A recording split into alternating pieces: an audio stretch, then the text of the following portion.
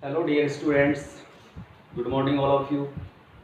देखिए, जैसा आप सभी को पता है, अपना जो टॉपिक चल रहा है, टॉपिक है नरेशन। कौन सा है? नरेशन, या कह सकते हैं स्पीच। और स्पीच का आज हम पढ़ेंगे पार्ट फिफ्थ। कौन सा भाग? पांचवा भाग। इससे पहले हमने 4 जो पार्ट्स थे उनका स्टडी किया, अच्छे से समझा। और कल हमने पढ़ा था असर्टिव सेंटेंस का डायरेक्ट से इनडायरेक्ट बनाना।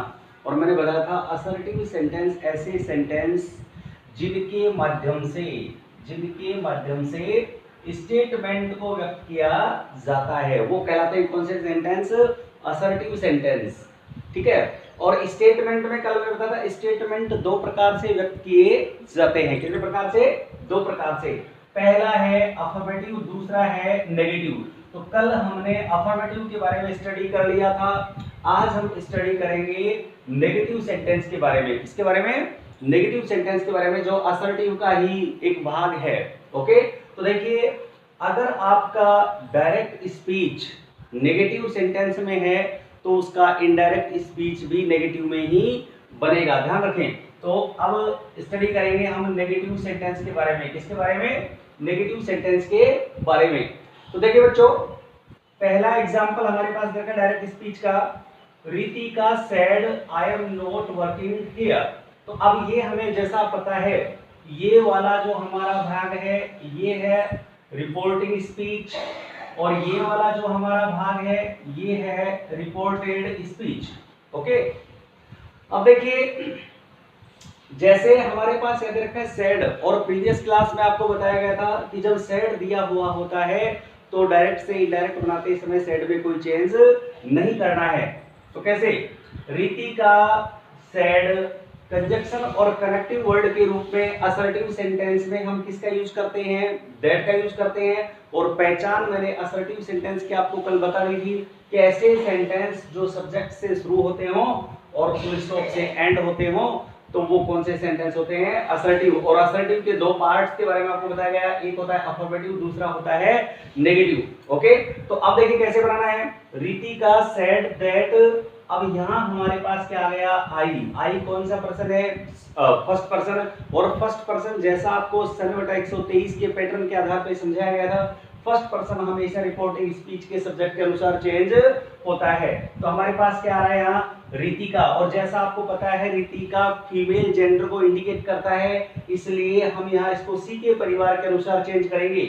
तो आई को चेंज करेंगे इसमें सी में। अब यहाँ आ रहा है हमारे पास एम, और जब आपके डायरेक्ट स्पीच में इज एम आर आता है तो इनडायरेक्ट बनाते समय वाज या वर का यूज किया जाता है। तो सी जो आ रहा है इसके अकॉर्डिंग क्या आएगा? वाज नॉट, क्योंकि यहाँ हमारे पास सेंटेंस हमारा कैसा है? नेगेटिव, तो इनडायरेक्ट भी कैसा बनेगा? नेगेटिव।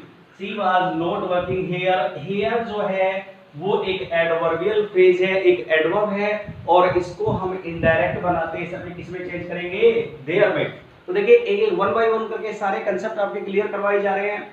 तो ये उम्मीद करता हूं पहला एग्जांपल आपके समझ में आ गया होगा। नेक्स्ट एग्जांपल की बात करेंगे। Gopal said to Gita I do not meet you every day. Okay, तो अब देखिए यहाँ हमारे पास क्या आ रहा है? Gopal said to. अब सेड टू आ रहा है, क्या आ रहा है? Said to. तो सेड टू को चेंज किसमें करेंगे? टोल्ड में। तो गोपाल टोल्ड गीता, कंजक्शन और कनेक्टिव वर्ड के रूप में किसका यूज करना है? दैट का यूज करेंगे। That he. अब यहां देखो हमारे पास क्या आ रहा है? आई कौन सा पर्सन है? First person. किसके अनुसार चेंज होगा? गोपाल के अनुसार। गोपाल कौन सा पर्सन है? First person. सॉरी, आई कौन सा पर्सन है? First person. और गोपाल जो है वो हमारे पास ही का परिवार है, तो आई को चेंज करेंगे ही में। डू नॉट जब आता हो उसको चेंज करते हैं डिड नॉट में।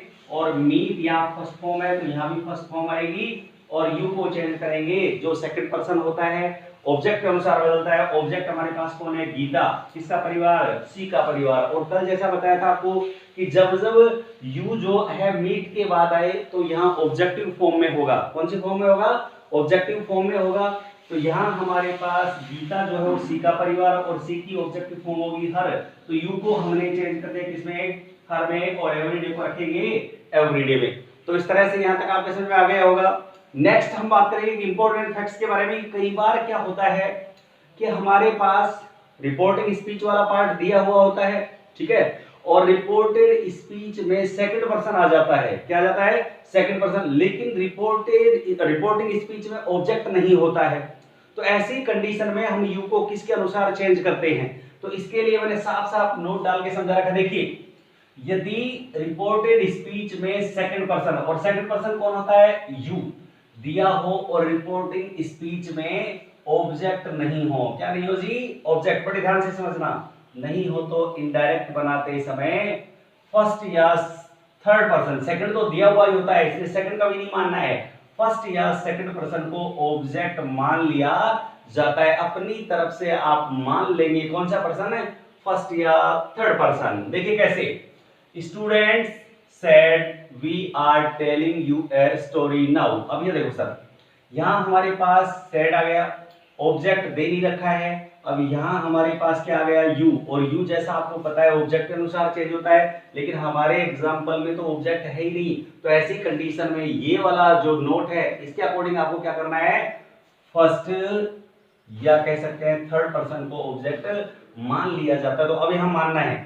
अब अगर मैं आपको केवल ऑप्शनल बता रहा हूं, ऐसे अगर लिखते हैं आप तो आपको सेड को चेंज करने की आवश्यकता नहीं है। अब ब्रैकेट में मैंने क्यों लिखा, ताकि आपको ये पता लग जाए कि हमने जो ऑब्जेक्ट माना है वो फर्स्ट पर्सन आई को माना है, और यहाँ आई के ऑब्जेक्ट की फॉर्म क्या होती है, मी, और अगर ये इसको मेंशन करना चाहते हैं आप तो फिर सेड टू इसको माना जाएगा, और यहाँ ये किस में चेंज होगा, टोल्ड में। तो देखिए दोनों तरीके से आप लिख सकते हैं, अगर आप इसको ब्रैकेट में लिखते हैं तो यहाँ सेड से काम चल जाएगा, और अगर इस तरह से लिखते हैं इसके साथ तो टोल्ड माना जाएगा।